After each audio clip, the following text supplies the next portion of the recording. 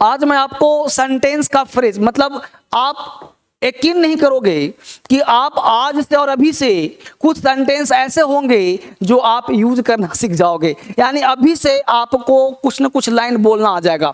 देखो इंग्लिश पता है क्या है, हम लोग जो प्रैक्टिस करते हैं, लैक ऑफ प्रैक्टिस के कारण हम कुछ बोल नहीं पाते। तो आज और अभी से पता है क्या, बोलना धीरे धीरे सीखना, मेरे साथ प्रैक्टिस करना। आप अक्सर कुछ फ्रेजल का यूज करते हो, बोलते हो समय गुजरते देर नहीं लगती, है ना, जो करेगा पछताएगा, आंख के अंधे सब। तो आपको तरह तरह के सेंटेंस आपको बोलना आ जाएगा। पता है क्या है, इंग्लिश में बहुत सारे बच्चे दिल्ली में आते हैं, परेशान रहते हैं, सर बेसिक नहीं आता। बेसिक के लिए अलग क्लास, यह क्लास उसके लिए है जो इंग्लिश अभी से कुछ सेंटेंस को प्रैक्टिस करना चाहता है, बोलना चाहता है, डेली यूज में लाना चाहता है। मैं अक्सर आपसे बोलूंगा कोई चीज, जब आप शुरुआत करोगे इंग्लिश सीखने का शुरुआत करोगे, जैसे आप बोलते हो क्या, समय गुजरते देर नहीं लगती। एक पता है क्या प्रॉब्लम क्या है, आप सबसे मुझे शिकायत है, बताऊं पहला शिकायत, आप कमेंट नहीं लिखते हो। आप कमेंट करो क्योंकि आपकी कमेंट मैं पढ़ता हूं।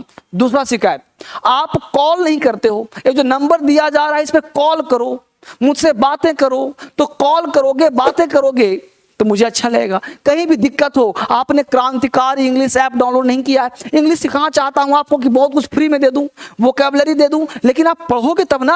अब समय गुजरते देर नहीं लगती, जरा मुझे कमेंट बताओ, लिखो इसका अंग्रेजी, नहीं तो मेरे साथ सुनो। समय गुजरते देर नहीं लगती, क्या हुआ, हाउ टाइम फ्लाइज। अब इसको इतना प्रैक्टिस कर जाओ कि क्या आ जाए, जुबान पे आ जाए।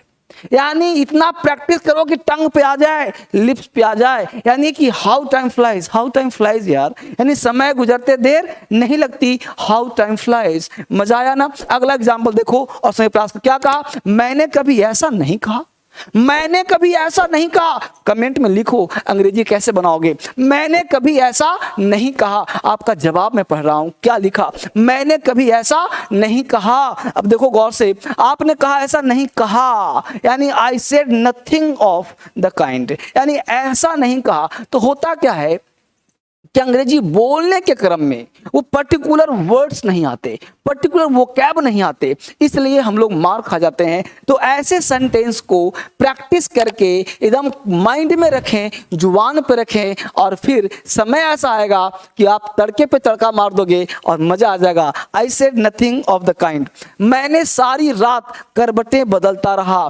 सारी रात आपने कहा सुना, करबटें बदलती रही सारी रात, हम सुना होगा आपने। तो वही बात है, मैं सारी रात करबटें बदलता रहा। क्या हो सकता है भाई, अब देखो क्या, आई केप्ट रोलिंग, करबटें बदलता रहा, I kept rolling in bed whole night, यानी सारी रात क्या करता रहा, करबटें बदलता रहा। तो ये जो वर्ड्स है ना, इसको प्रैक्टिस में रखना है। मैं सारी रात करबटें बदलता रहा, आई केप्ट रोलिंग। तो केप्ट रोलिंग मतलब हुआ करबटें बदलना।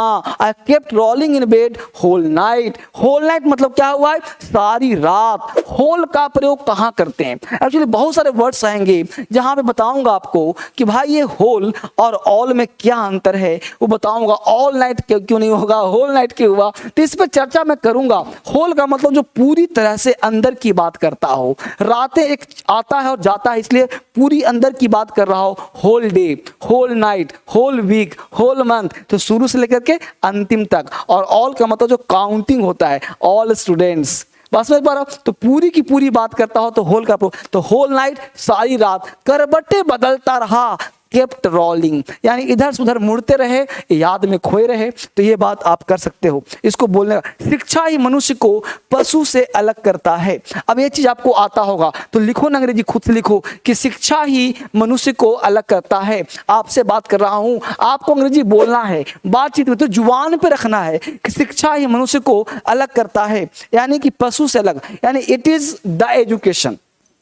आप चाहें तो यहां पे द का प्रयोग कर सकते हो। क्यों, जैसे बोलते हो मैं ही तो हूं, तो आप क्या बोलते हो, मैं ही तो हूं, बोलते हो ना, मैं ही तो हूं। तो मैं ही तो हूं, तो आप इट इज आई का प्रयोग करते हो, इट इज आई। शिक्षा ही तो है जो मनुष्य को अलग करती है, शिक्षा ही तो है, इट इज द एजुकेशन। मैं ही तो हूं, it's I, it is I, it's me मत बोलना, तुम ही तो हो। कमेंट करो, तुम ही तो हो, इट इज यू। आर नहीं लगाना, इट आर यू नहीं, इट इज यू। वे लोग ही तो हैं, इट इज दे। वही तो है, इट इज ही, तुम ही तो हो, it is you, it is Radha, it is Priya, it is Sudhanshu, it is Mohan, it is Sohan. अब याद हुआ, सोहन ही तो है, इट इज सोहन, सोहन ही तो था, इट वाज सोहन, मैं ही तो था, इट वाज आई, तुम ही तो थे, इट वाज यू, यू के साथ वर्ब मत लगाना, इट वाज यू, क्योंकि इट हमेशा सिंगुलर लेता है। तो शिक्षा ही मनुष्य को पशु से अलग करती है। It is the education that distinguishes, distinguish का मतलब हो गया अलग करना, तो वो क्या बनेगा, तो बनेगा ह्यूमन बीइंग फ्रॉम एनिमल्स, यानी कि एनिमल से मनुष्य को अलग करता है शिक्षा ही। तो क्या, मेरी आंख लग गई यार, मैं सो गया, मेरी आंख लग गई मतलब मैं सो गया, तो मेरी आंख लग गई कैसे बोलेंगे, हर चीज मैं बुलवा रहा हूं, लेकिन मैं आपसे चाहता हूं कि आप बोलो मेरे साथ, प्रैक्टिस करो। मेरी आंख लग गई, आई डोज्ड ऑफ। अब डोज्ड ऑफ फ्रेज है, इस डोज्ड ऑफ का मतलब होता है आंखें लग जाना, मतलब नींद आ जाना, यार I dozed off, I dozed off. तो मेरे साथ दोहराओ, रट मारो। अंग्रेजी ऐसे ही आएगा, फ्रेजल टाइप का हो जाएगा। तो मैं आपको चुन चुन कर लाया हूं जो डेली यूज में होता है। आप अपने दोस्तों को भी शेयर करो, साथ में दोनों मिलकर के याद करो, दोनों मिलकर के बोलो, मजा आएगा, तभी आपको सीख पाओगे। इसको हल्के मत लीजिए, तभी अच्छा लगेगा। कपड़े पर दाग लग गया, बोलते हो ना यार कपड़े पे ना दाग लग गया है, कैसे हटाऊं, कपड़े पर दाग लग गया है, क्या बोलेंगे, the cloth has been stained. अब इसी स्टेन्ड का मतलब होता है दाग लगना। बात देख रहे हो, the cloth has been stained. अब हैज बीन का प्रयोग क्यों हुआ सर, क्योंकि दाग पहले लगा है और अभी भी लगा हुआ है, तो जो काम पहले से अभी तक चलता रहा हो, हैज बीन का प्रयोग कर देते हैं। याद आ रहा होगा, आपने टेंस पढ़ा होगा, टेंस पढ़ाऊंगा भी। तो the cloth has been stained, इस तरह से आप पढ़ोगे। उस घर में आग लग गई है, उस घर में पता है क्या आग लग गई है, तो उस घर में आग लग गई है, तो आग लगना पता होगा आप सबों को। देखो, that house has been caught fire, यानी आग लग गया है, तो यानी आग पकड़ लिया है, तो आग लगने को कैच फायर बोलते हैं। लग गई पास्ट की बात कर रहा है, तो कैच का भी टू कॉट, तो that house has caught off, that's how to caught fire, fire का मतलब आग, आग पकड़ लिया है, तो that house has caught fire। ठीक है, यहाँ तक। घर का ताला लगा दो, आप बाहर निकलते हो, क्या बोलते हो दोस्तों से, दोस्त नहीं, अपने बेटे से, अपने भाई से, अपने मामा से, अपने दादा से, घर में ताला लगा दो, घर का ताला लगा दो, यानी घर का ताला लगा दो, यानी ताला लगाने का अंग्रेजी नहीं आता, तो कैसे क्या करें, lock up the house, lock up the house, घर का ताला लगा दें, लॉक अप द हाउस, तब मजा आएगा बोलने का, ऐसे नहीं काम चलेगा। दरवाजा भीतर से लगा दो, दरवाजा भीतर से लगा दो, बोलते हो ना, गाना सुना होगा, दरवाजा भीतर से कुंडी लगा दो, यानी भीतर दरवाजा लगा दो। Bolt the door from the inside, bolt the, अब बोल्ट है यानी घर में बोल्ट चढ़ाना होता है, bolt the door from the inside, bolt the door from the inside, यानी भीतर से दरवाजा क्या करो, लगा दो। बिस्तर बिछा दो, क्या बोलते हो, पत्नी को बिस्तर बिछा दो, बेटे को बिस्तर लगा दो, नौकर को बिस्तर बिछा दो, यानी बिस्तर लगा दो, बिस्तर बिछा दो। मेक द बेड, कितना आसान है, मेक द बेड है, यू मेक द बेड, जाओ बिस्तर लगा दो, मेक द बेड फ्रेजल है, इसको याद कर लो, आसान हो जाएगा आपका इंग्लिश। कभी किसी का दिल न दुखाओ, कितना आसान है ना, कभी किसी का दिल मत दुखाओ यार, कभी किसी का दिल मत दुखाना, सुना है ना आपने, कभी किसी का दिल मत दुखाओ, नेवर हर्ट, कभी किसी का दिल न दुखाना, never hurt the feeling of others, यानी फीलिंग है, यानी किसी की भावना को ठेस, इसको आप ऐसे भी कह सकते हो, किसी की भावना को कभी ठेस मत पहुंचाओ, किसी की भावना को कभी ठेस मत पहुंचाओ, never hurt the feeling of others, किसी की भावना को ठेस मत पहुंचाओ।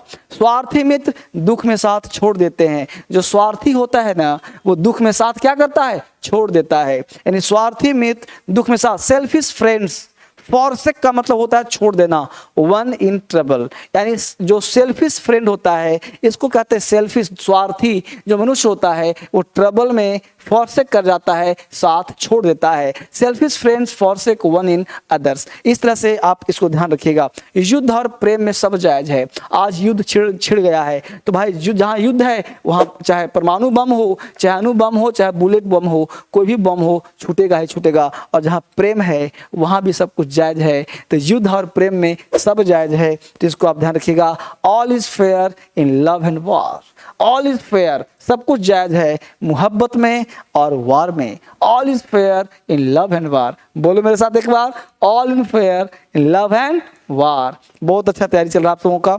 इस तरह से पढ़ोगे, हिम्मत से काम लो। नहीं बोलते हैं अपने दोस्तों को, बेटा हिम्मत से काम लो, हिम्मत से काम लो। टेक हार्ट, टेक इजी, आसानी से काम करो। आसान है टेक इजी, बोलते हो ना, हे टेक हार्ट, हिम्मत से काम लो। टेक करेज, विपदा कभी अकेले नहीं आती। अगर आप समस्या में है ना तो कभी अकेले नहीं आएगी, समस्याएं आएंगी ही आएंगी। तो विपदा कभी अकेले नहीं आती। मिस फॉर्चून कहते हैं विपदा को। ये जो विपदा है ना, मिस फॉर्चून, सेल्डम कम अलोन। सेल्डम का मतलब होता है शायद ही, यानी मिसफॉर्चून सेल्डम कम अलोन। जो मिसफॉर्चून है, जो विपत्ति है, दुर्भाग्य है, कभी अकेले नहीं आती। मिसफॉर्चून सेल्डम कम अलोन। मिसफॉर्चून शायद ही कभी अकेले आती है। मिसफॉर्चून सेल्डम कम अलोन। धन के पीछे मत दौड़ो, धन के पीछे मत दौड़ो। क्या कह रहा है? Don't hanker after money. आप डोंट रन आफ्टर भी कह सकते हैं इसको।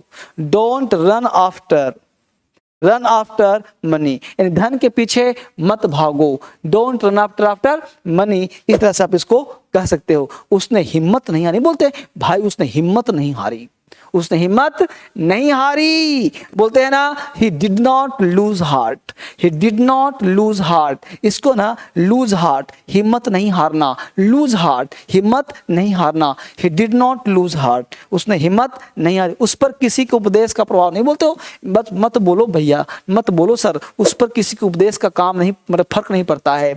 उस पर कोई उपदेश दे दो, कोई फर्क नहीं पड़ता है। all advice fell flat on him, fell flat, कितना अच्छा वर्ड है। All advice fail flat on him, उस पर कोई प्रभाव नहीं पड़ता है, सब बकवास है, यानी उस पर किसी को उपदेश का प्रभाव नहीं पड़ता है। सभी मनुष्य भाई हैं, ऑल मेन आर ब्रदर्स, यानी मानव जाति एक है। कोई जातिवादी मत करो, सभी मनुष्य भाई है। मनुष्य की बात हो रही है, मानवता की बात हो रही है, कोई कौम की बात नहीं हो रही है। ऑल मेन आर ब्रदर्स, सभी मनुष्य भाई भाई हैं। एक्चुअली सारा चीज आपको पीडीएफ के मिल सकता है क्रांतिकारी इंग्लिश ऐप पे। इस ऐप को एक बार आपने डाउनलोड कर लिया मतलब आपको इंग्लिश आ गया। इस ऐप को भूलना मत। इस ऐप का नाम है क्रांतिकारी इंग्लिश ऐप, जो आपके इंग्लिश को स्ट्रॉन्ग करेगा, है ना। जबरदस्त इंग्लिश का है चैनल है। दूसरा ऐप का नाम है डीएसएल लर्निंग ऐप। ये दो ऐप हमने बनाया है, एक सिर्फ इंग्लिश स्पेशलिस्ट जिसका नाम है क्रांतिकारी, दूसरा ऐप का नाम है डीएसएल लर्निंग जिसमें आप सारा चीज पढ़ सकते हो, मैथ, रीजनिंग, जीएस और भी बहुत सारा कुछ आप सीख सकते हो डीएसएल लर्निंग ऐप पर। जबरदस्त ऐप है ये, और इस तरह से आपका कोर्स भी चलता रहता है, पढ़ सकते हो आप। और ये सारे बुक्स, बेसिक किताब पढ़ना है तो इसको अपने पास रख सकते हो, और अमेजॉन फ्लिपकार्ट पे जाकर के बेसिक बुक मंगा सकते हो। डीएसएल के बहुत सारे बुक हैं अमेजॉन पे भी, फ्लिपकार्ट पे भी, और इस नंबर पे भी कॉल कर सकते हो अगर आपको डीएसएल से मंगवाना है तो, वरना अमेजॉन फ्लिपकार्ट से भी एक एक किताब मंगा सकते हो। टोटल सेट चाहिए वो सेट भी आपको मिल जाएगा। आज के लिए इतना ही, कल मिलता हूँ एक नए क्लास में। Thank you very much, take care.